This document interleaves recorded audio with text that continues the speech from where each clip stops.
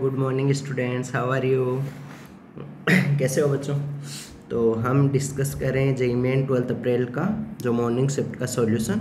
तो हमने लास्ट वाले वीडियो में अप टू 24 क्वेश्चन तक कर लिया था, बाकी 5-6 क्वेश्चन बचे हैं तो वो इसका इस वीडियो में। तो चलो क्वेश्चन नंबर 30 से स्टार्ट करते हैं। तो ऐसा पहले पेपरों में भी ऐसा क्वेश्चन रिपीट हुआ है क्या? कैसा वाला क्वेश्चन है कि LHS अपना मिनिमम वैल्यू लेता है और RHS अपना मैक्सिमम वैल्यू लेता है, तब दोनों इक्वल है ना, वो वाले टाइप का क्वेश्चन है। तो कैसे, जैसे क्या लिख रहा हूँ मैं, ये है हमको 1 प्लस साइन x की पावर 4 और इक्वल टू कोस 3x का होल स्क्वायर। इधर वाले का मिनिमम वैल्यू 0, मैक्सिमम वैल्यू 1, क्योंकि कोस x का मिनिमम वैल्यू वैसे -1 होता है, लेकिन होल स्क्वायर है तो मिनिमम वैल्यू क्या होगा 0, और मैक्सिमम वैल्यू 1 कब होगा, जब 3x इक्वल टू क्या बनेगा 0 बनेगा, और मिनिमम वैल्यू 0 कब होगा, जब 3x इक्वल टू क्या बनेगा π/2 बनेगा। ऐसे ही RHS का साइन x का मिनिमम वैल्यू 0, मैक्सिमम वैल्यू 1, क्यों, पावर 4 है इसलिए, प्लस का 1, ये वाला 1 0 में ऐड करो तो 1 आएगा, और ये वाला 1 1 में ऐड करो तो 2 आएगा। इसका मतलब मैं क्या बात करूं, LHS जो LHS है उसका मिनिमम वैल्यू कितना है 1, LHS का मिनिमम वैल्यू कितना है 1, और RHS का मैक्सिमम वैल्यू कितना है 1। RHS 1 से छोटा हो सकता है, लेकिन LHS 1 से छोटा नहीं हो सकता है ना। तो मैं क्या बात करूं, ओनली वन ही केस है कि जब LHS अपना मिनिमम वैल्यू ले और RHS अपना मैक्सिमम वैल्यू ले, तभी ये दोनों बराबर हो सकते हैं 1 = 1। उसके अलावा कोई केस हो सकता है नहीं, क्योंकि इन दोनों इनमें जो इंटरवल है इनमें कुछ कॉमन देखो, यहाँ पॉइंट क्या है ओनली 1 है, इसमें क्या है 1 से छोटा, 1 और 1 से छोटा, इसमें क्या है 1 और 1 से बड़ा, तो ओनली पॉइंट कौन सा है 1। तो बताओ 1 कब बनेगा, मैं बात करूँ क्या, LHS को क्या बनाना है 1, तो LHS कितना है, LHS को क्या बनाना है 1 बनाना है। LHS का वैल्यू पुट करो तो 1 प्लस साइन x की पावर 4 इक्वल टू 1, 1 से 1 कैंसिल हो गया, तो इसका मतलब sine x equal to 0, sine x equal to क्या आया 0। ऐसे ही RHS को 1 बनाओ, RHS इक्वल टू 1, RHS कितना है कोस 3x का होल स्क्वायर इक्वल टू 1, तो वहाँ से क्या आया कोस 3x इक्वल टू +-1। इसका मतलब +-1 कब बनेगा, जब 3x इक्वल टू क्या बने साइन x इक्वल टू 0। तो तुमको पता है n पाई पे बनता है, x कितना होता है, x इक्वल टू n पाई होता है, तब साइन x 0 बनता है, x इक्वल टू n पाई का मतलब n की जगह 0 पुट करो तो 0 आएगा, n की जगह 1 पुट करो तो पाई आएगा, n की जगह 2 पुट करो तो 2 पाई आएगा, और n की जगह 3 पुट करो तो 3 पाई आएगा, और n की जगह -1 पुट करो तो -पाई आएगा, -2 पुट करो तो -2 पाई आएगा।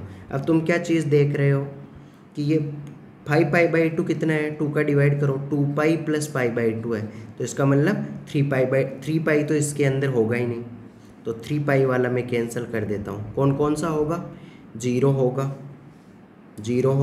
पाई होगा, 2π होगा, -पाई होगा, -2π होगा। इन 5 के अलावा और कुछ होगा नहीं, क्योंकि इधर भी देख लो ये सेम चीज़ ये इधर आएगी, तो इसका मतलब कितने नंबर ऑफ सॉल्यूशन हुए 5। So for this sum answer is 5। तो ये इजी क्वेश्चन है, घुमा फिरा के हर बार जेईई मेन में एक ना एक क्वेश्चन, हर बार का मतलब हर एक शिफ्ट में ये वाला क्वेश्चन इसी टाइप का पूछते हैं घुमा फिरा के। Okay, now we will move to next sum. तुमने क्या देखा, किसी स्टूडेंट को तुमको इनसे रिलेटेड और क्वेश्चन करने हैं, या फिर इन क्वेश्चनों में कुछ और डाउट्स है, तुम्हारे को जहाँ पढ़ रहे हो वहाँ के कोचिंग के स्टडी मटेरियल से क्वेश्चंस वगैरह सोल्व नहीं हो पा रहे हैं, उनके डाउट्स है, और JEE main, JEE advance, olympiad के पे किसी भी टाइप के डाउट है, उनके लिए तुमको मेरे से पढ़ना है, 1 शॉट वीडियोस टाइप के देखने हैं, या फिर लाइव क्लास लेना है, या फिर just 10th pass out student के लिए अप टू जेईई एडवांस तक कैसे जाया जाए उसके बारे में पढ़ाई करना है, एक मिनिमम टाइम में मिनिमम रेट में तुमको प्रोवाइड कर दिया जाएगा, तुम्हारे सभी डाउट्स क्लियर कर दिए जाएंगे तुमको। इवन मैथ्स में तो मैं बोल सकता हूँ 100 में से इजीली 90 से ऊपर मार्क्स की गारंटीड आने के चांस है, अगर थोड़ी से भी थोड़ा तुम मेहनत करते हो प्रॉपर वे में तो। Okay, now we will move to next sum. देखो इस वाले क्वेश्चनों में, ऐसे क्वेश्चनों में तुमको ज़्यादा सोचने का ज़रूरत नहीं है। वैसे तो जब है ना लोकस वगैरह पढ़ाया जाता है ना कॉम्प्लेक्स नंबर में, तो इसको एक स्पेशल तरीके से भी फील करवा दिया जाता है कि क्या चीज़ है, तो दोनों तरीके से देख लो। लेकिन यहाँ तुमको देखो कितनी चीज़ें याद रखते हो, तो जिसको कोई आइडिया नहीं लग रहा उसका मतलब है उसको पुट करना है Z equal to X plus iota Y, automatic काम हो जाएगा। तो पुट करो जेड की जगह X plus iota Y minus iota equal to X plus iota Y minus 1। इसको आयोटा वालों को साथ में ले लो, तो एक्स प्लस आयोटा ये बन गया वाई माइनस 1, और इधर बन गया x minus 1 plus iota Y.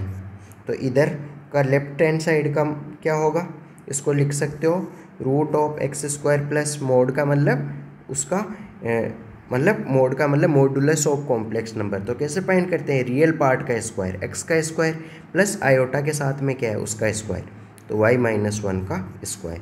ऐसे राइट हैंड साइड का रूट ऑफ एक्स माइनस 1 का स्क्वायर प्लस आयोटा के साथ में क्या है वाई का स्क्वायर। दोनों तरफ स्क्वायर करो तो क्या बनेगा, इधर बनेगा X square plus Y square minus 2y plus 1। इधर राइट हैंड साइड भी स्क्वायर करो, X square minus 2x plus 1 plus Y square. क्या कैंसिल हुआ, तो हमारा एक्स स्क्वायर से X square cancel, Y square से वाई स्क्वायर कैंसिल, और 2x 1 से 1 कैंसिल। 2x को इधर ले आओ तो क्या बन गया x minus Y equal to 0। तो यहाँ से क्या आया, यहाँ से आया y equal to X line. तो y equal to X line कौन सी लाइन होती है, ये वाली लाइन ही तो होती है। y equal to X line होती है तुम्हारी ओरिजिन से पास करने वाली लाइन, जो पॉजिटिव एक्स एक्सिस के साथ 45 एंगल बनाती है, तो ये वाली लाइन होगी। तो ये कौन सी लाइन, कौन सा ऑप्शन हुआ, इसका स्लोप कितना है, इसको कंपेयर कर लो y equal to m x से, तो m का वैल्यू x का कोफिशिएंट, तो m का वैल्यू आएगा 1। तो which option is correct, option 4 is the correct answer for this sum. This line will pass through 0,0, क्यों, क्योंकि 0,0 इसको सेटिस्फाई कर रहा है। ओके, तो ये एक तरीका हुआ इस क्वेश्चन को करने का। तो दूसरा वाला तरीका भी इसका आसान है, लेकिन वो किसी और वीडियो में बता दिया जाएगा, अभी यहाँ पे लेंथी हो जाएगा। चलो देख लो फिर दूसरा वाला तरीका भी देख लो। देखो जेड माइनस आयोटा किसको रिप्रेजेंट करता है, ये रिप्रेजेंट करता है लोकस ऑफ जेड, जिसकी ये आयोटा का मतलब क्या है, आयोटा का मतलब है 0,1।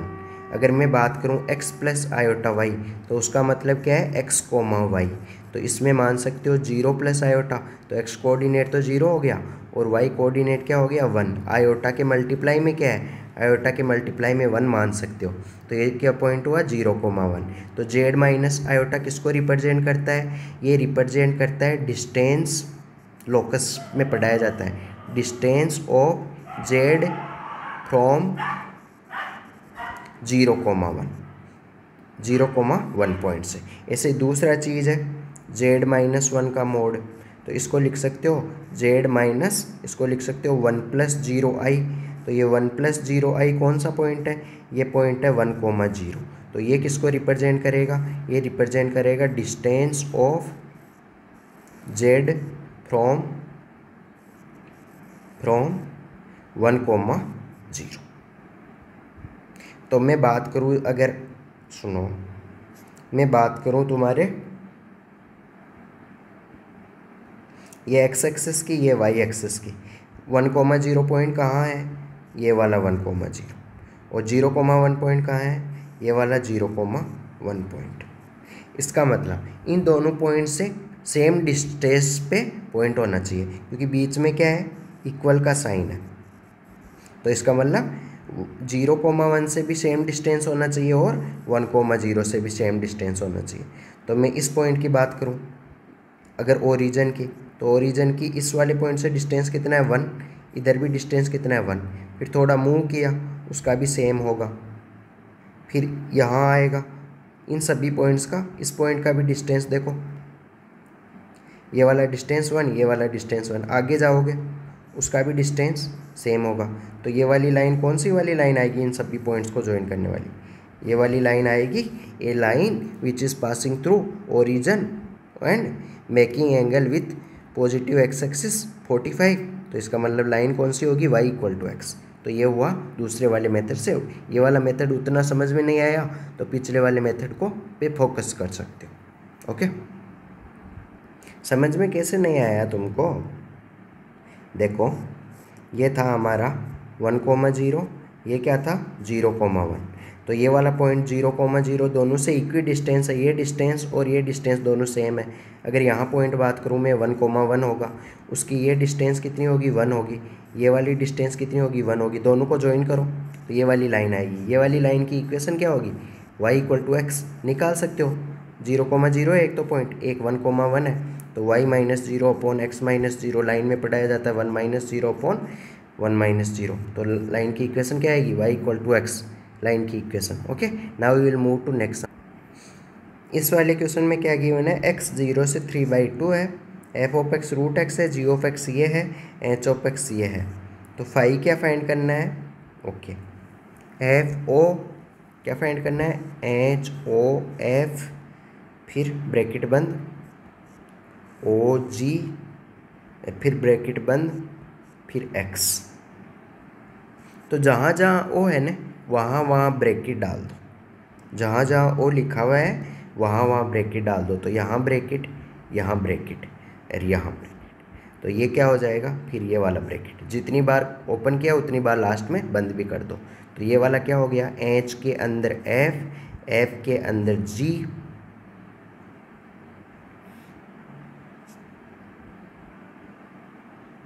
G के अंदर X, ये हो गया।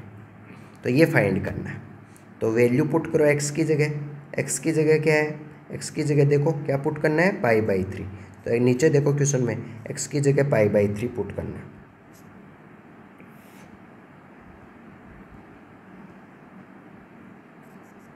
तो यहाँ भी x की जगह क्या पुट करोगे? π/3। तो इस भी x की जगह क्या पुट करोगे? π/3। तो फाइंड करते जाओ आगे आगे। तो ये क्या बन गया? ये बन गया h ऑफ f ऑफ अंदर g के अंदर π/3 बन गया। ओके, इसका वैल्यू g π/3 का अलग से वैल्यू निकालो। g π/3, g क्या है? g क्या है? tan x है। तो x की जगह क्या पुट करो क्वेश्चन में? देखो x की जगह π/3, तो यहाँ x की जगह π/3। तो tan π/3 कितना होगा? √3। तो g π/3 कितना आया? √3। तो अगर मैं इसको मिटा के g π/3 की जगह डायरेक्ट पुट कर दूँ यहाँ √3। अब क्वेश्चन क्या बन गया हमारा? h के अंदर f, f के अंदर √3। अब f के अंदर क्या पुट करना है? f के अंदर देखो क्या है? √3 है। तो इसका मतलब f के अंदर क्वेश्चन में देखो x की जगह क्या पुट करना है? √3। तो यहाँ भी x की जगह कितना आएगा? √3। तो रूट के अंदर √3, तो उसको क्या लिख सकते हो? रूट का मतलब पावर 1/3, 1/2, तो 1/2 की पावर 1/2, तो ये कितना हो जाएगा? 3 की पावर 1/4।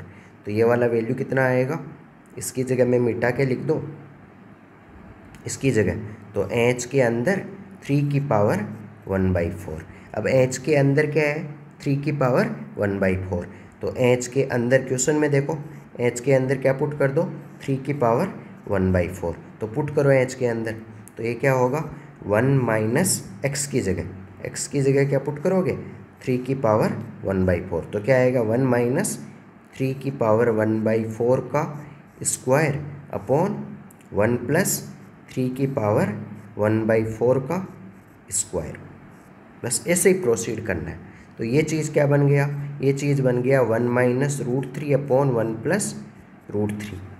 अब ये ट्रिगोनोमेट्री का क्वेश्चन हो गया कि ये वाला वैल्यू क्या होता है? तो ये वाला वैल्यू होता है, तुमको ट्रिगोनोमेट्रिक बेसिक आइडेंटिटीज़ में बताया जाता है कि ये वाला वैल्यू होता है tan 15 डिग्री का वैल्यू कैसे निकालोगे?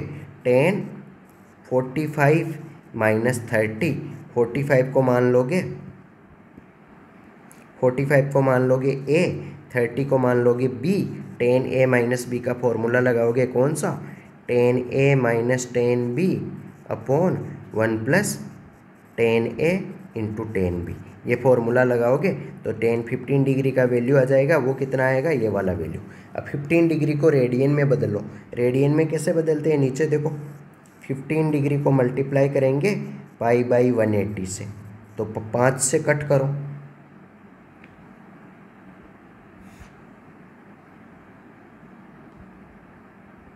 5 से कट कर दो, तो 15 से ही डिवाइड कर दो, तो 15 1 जा 15, कितना बचा, 3 बचा, 15 2 जा तो π/12। तो देखो which option is correct for this answer. So for this sum your correct option is what, option B is the correct answer for this sum. Now we will move to next sum. ये एक आसान question था जो almost सभी student कर पाते हैं। अगर यहाँ ये इस क्वेश्चन में अगर वो वाली प्रॉपर्टीज लगाओगे, कौन सी, a/b f(x) equal to a/b f(a + b - x), तो cot x बन जाएगा tan x, तो cosec x बन जाएगा sec x। कोई फ़ायदा हुआ उसका, वो वाली प्रॉपर्टी का कोई फ़ायदा नहीं होगा। तो इसका मतलब क्या करें, और क्या ऑप्शन दिमाग में आए कि हम इनको साइन कोस में चेंज कर लें, हो सकता है, क्योंकि ट्रिगोनोमेट्रिक आइडेंटिटीज़ में भी तो हम देखते थे कि कोई भी मतलब जो भी कॉम्प्लिकेटेड सी प्रॉब्लम दिखती थी उसका कैसे सॉल्यूशन मिल जाता था इजीली, कि हम उसको साइन कोस में चेंज कर लेते थे। तो साइन कोस में चेंज करो, कोट एक्स की जगह लिख लोगे cos x upon sine x, इस भी कोट एक्स की जगह cos x upon sine x, और कोसेक एक्स की जगह 1 अपॉन साइन एक्स। नीचे एलसीएम लो, साइन एक्स आएगा, ऊपर भी साइन एक्स है, कैंसिल हो जाएगा, तो क्या बनेगा है आई इक्वल टू 0 to π/2, ऊपर बनेगा कोस एक्स, नीचे बनेगा एलसीएम लिया तो 1 + कोस एक्स dx।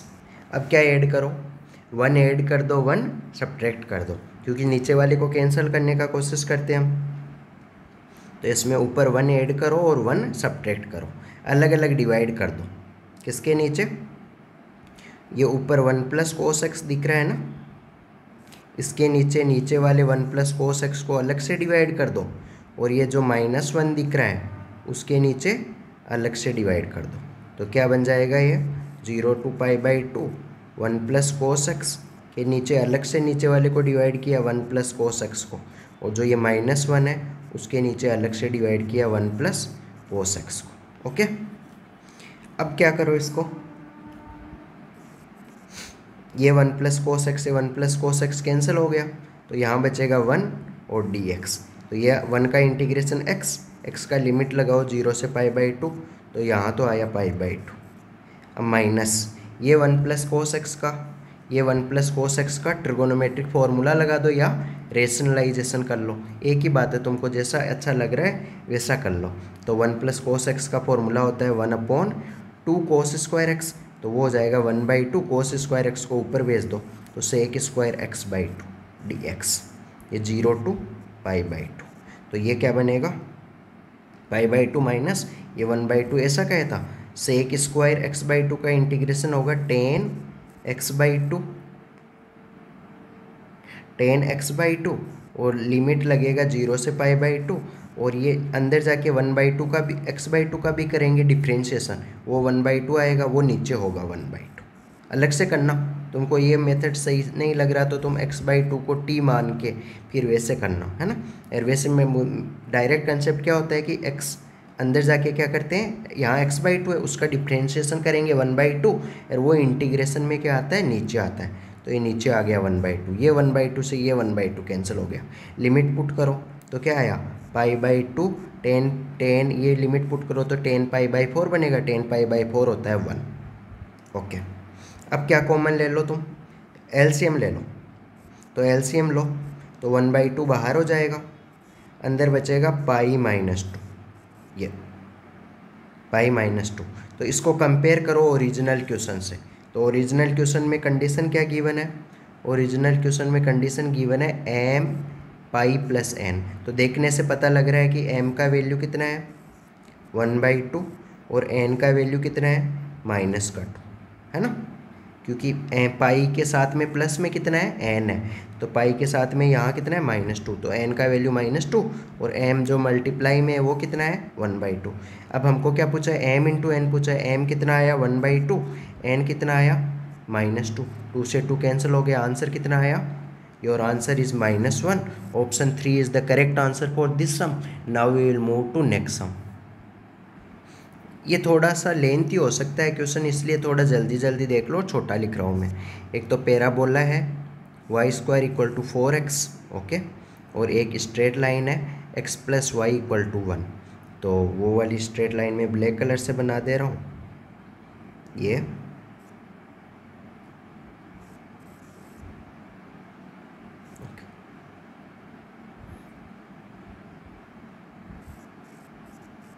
ओके। अब हमको क्या फाइंड करना है, x > 0, 0 से बड़ा, और y भी > 0, y भी 0 से बड़ा होना चाहिए। y 0 से बड़ा क्या होगा, y एक्सिस के ऊपर, और x 0 से बड़ा कहाँ होगा, x एक्सिस के, y 0 से बड़ा, y का वैल्यू 0 से बड़ा कहाँ होगा, x एक्सिस के ऊपर। तो एक तो x एक्सिस के ऊपर की बात हो रही है, अलग पेन से लेते।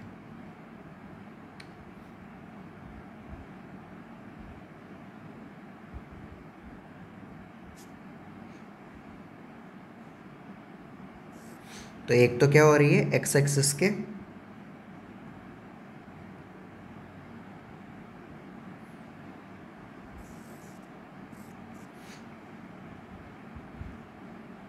x एक्सिस y 0 से बड़ा, तो y 0 से बड़ा कहाँ होगा, x एक्सिस के ऊपर। तो एक तो x एक्सिस के ऊपर की बात हो रही है ना, और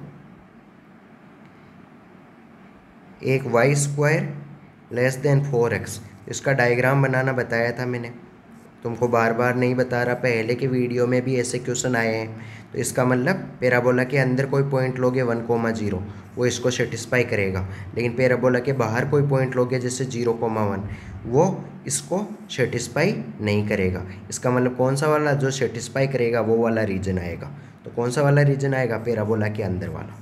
तो ये इसका मतलब क्या है, y², इसका मतलब पैराबोला के इनसाइड, के इनसाइड। तो एक पैराबोला के इनसाइड लेना है, और दूसरा एक इसका डायग्राम बना लेते हैं, x + y < 1। तो इसका डायग्राम बनाओ, x की जगह 0 पुट करो तो y का वैल्यू 1 आएगा, तो ये पॉइंट y एक्सिस के 0,1 आएगा, क्योंकि y एक्सिस पे x कोऑर्डिनेट 0 होता है, और y की जगह 0 पुट करो तो x = 1 आएगा, तो x एक्सिस के साथ 1,0 आएगा। इन दोनों पॉइंट को ज्वाइन किया तो ये लाइन आएगी, है ना। अब इसमें 0,0 पुट करो, जैसे यहाँ 0,0 है, तो वो 0,0 इसको सेटिस्फाई करेगा, 0 + 0 < 1। इसका मतलब 0,0 की तरफ वाला रीजन आएगा। तो कौन सा वाला रीजन आएगा, 0,0 की साइड वाला। तो इसका मतलब लाइन के तो लेफ्ट में होना चाहिए, लाइन के लेफ्ट में होना चाहिए, और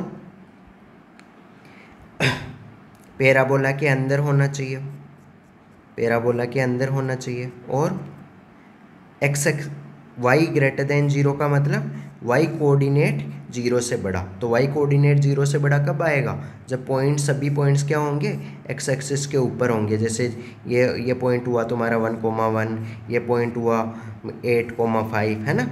नीचे पॉइंट होंगे उनके x एक्सिस के नीचे वाले पॉइंट के y कोऑर्डिनेट नेगेटिव होंगे। तो ये मतलब है x 0 से बड़ा, x 0 से बड़े का मतलब है, x 0 से बड़े का मतलब है x कोऑर्डिनेट का 0 से बड़ा होना। इसका मतलब x कोऑर्डिनेट 0 से बड़ा कहाँ होगा, y एक्सिस के राइट में। x कोऑर्डिनेट 0 से बड़ा कहाँ होगा, तो y एक्सिस के राइट में। इसका मतलब ये वाला तो ले ही रहे हैं। तो कौन सा वाला रीजन आया, जो मैंने अंदर ब्लैक पेन से डॉट किया है ना, वो वाला रीजन। इसको अलग से बना लेता हूँ, अब डायग्राम में समझा दिया हूँ। तो इस वाले क्वेश्चन में क्या देखो तुम, इधर y एक्सिस की साइड से देखो, इधर तुम्हारा i वगैरह पुट करके, है ना, इधर वाली साइड से देखो। तो ऊपर ग्राफ कौन सा है, लाइन का। नीचे ग्राफ कौन सा है, पैराबोला है। ये देखो जो है ना, तो तुमको जो ये रीजन निकालना है वो किस किस लिमिट के बीच में, 0 और y1 के बीच में निकालना है। तो लिमिट क्या लगेगी, 0 से y1, और ऊपर ग्राफ कौन सा है, f(y) है।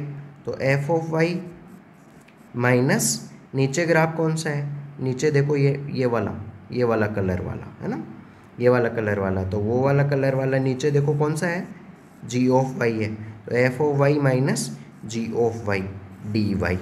अब y1 का तो हम इंटरसेक्शन पॉइंट से y1 का वैल्यू निकाल सकते हो, तो वैल्यू पुट करो 0 से y1, एफ ऑफ वाई का वैल्यू कितना है, एफ ऑफ वाई का वैल्यू आएगा x equal to 1 minus y, ये वाली लाइन की इक्वेशन से आया है, x का वैल्यू y को दूसरी साइड ले गए तो x का वैल्यू क्या आया 1 माइनस वाई, तो एफ ऑफ वाई का वैल्यू आया 1 minus y, minus g of y का वैल्यू कितना आया, जी ऑफ वाई का वैल्यू आया पैराबोला की इक्वेशन से। कैसे, क्योंकि पैराबोला इक्वेशन है y square equal to 4x, तो हम 4 को नीचे ले गए, x इक्वल टू कितना आया वाई स्क्वायर बाई 4, तो वाई स्क्वायर बाई 4 यह आया डी वाई। अब y1 का वैल्यू कैसे, इंटरसेक्शन पॉइंट से निकाल लो, किस किस का इंटरसेक्शन पॉइंट, जो ये लाइन इक्वेशन और पैराबोला का। तो लाइन इक्वेशन क्या है, जैसे x का वैल्यू आया वाई स्क्वायर बाई 4 बाई नहीं वाई स्क्वायर बाई 4 है ना, सॉरी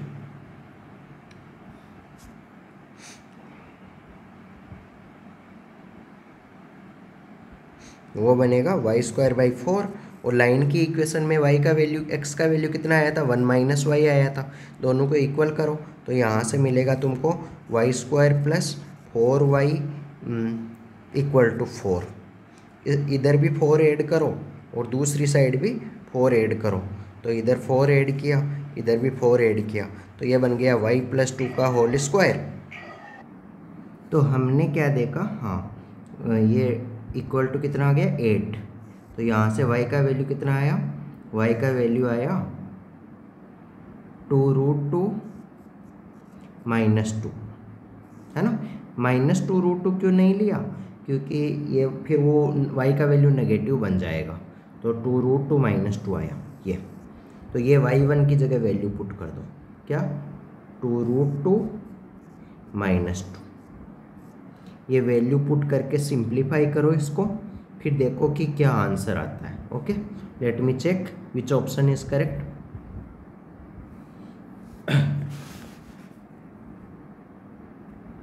तो तुम्हारा ऑप्शन नंबर सेकंड आएगा इसमें आंसर। ओके, तुम चेक कर लेना अपने से, यही आंसर आने वाला है, कोई चेंजेस नहीं। तो तुमको देखो ये फिर अब वीडियो लेंथी हो जाएगा, तो इसलिए मैंने ये कैलकुलेशन तुमको करने के लिए छोड़ दिया है। तो तुमको मैंने बार बार वही बात बता रहा हूँ कि ये 6 इसलिए आएगा, आंसर तो कुछ रूट वगैरह में आएगा, लेकिन आंसर तुमको इस फॉर्म में आएगा a इंटू √2 प्लस b में। तो तुमको क्या फाइंड करना है, a का वैल्यू कंपेयर करके, यानी जो भी आंसर आएगा, जैसे ऐसा आंसर आ गया तुम्हारा आंसर आ गया जैसे 8√2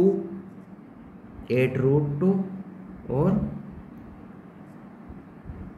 +2, ये आंसर आ गया है, 8√2 + 2 आंसर आ गया। तो इसका मतलब कंपेयर करो, a का वैल्यू 8, b का वैल्यू 2, तो a का वैल्यू 8 में से b का वैल्यू 2, तो 8 में से 2 घटाओ तो कितना आएगा 6। ये नहीं आएगा, मतलब मैं एक एग्जांपल लिया हूँ, तो ऐसा कुछ आंसर आएगा। तो तुमको कोई भी डाउट्स हो, इन क्वेश्चनों में डाउट हो, कमेंट में पोस्ट कर सकते हो। और तुमको कोई भी तुम्हारी स्टडी मटेरियल से रिलेटेड डाउट है, जिस भी कोचिंग में पढ़ रहे हो, olympiad, JEE main, JEE advance, किसी भी टाइप के डाउट हो और तुमको मेरे से पढ़ना है, just 10th pass out student हो, जेईई एडवांस की प्रिपरेशन करना चाहते हो, तो उसके लिए लाइव क्लास वगैरह चाहिए एक मिनिमम रेट में, तो तुम कॉन्टैक्ट कर सकते हो। टेलीग्राम लिंक वगैरह चैनल पर प्रोवाइड कर दिया जाएगा, और तुम मेरे से कॉन्टैक्ट पर्सनल मतलब कमेंट सेक्शन में पूछ सकते हो नंबर वगैरह के लिए भी। तो उसके लिए मैं कुछ ना कुछ सॉल्यूशन वगैरह जितना जल्दी हो सके इसको मतलब वीडियो को स्प्रेड कर दो जितना ज़्यादा तुम्हारे फ्रेंड्स के साथ वगैरह, ताकि ज़्यादा से ज़्यादा स्टूडेंट को इसका बेनिफिट वगैरह मिल सके।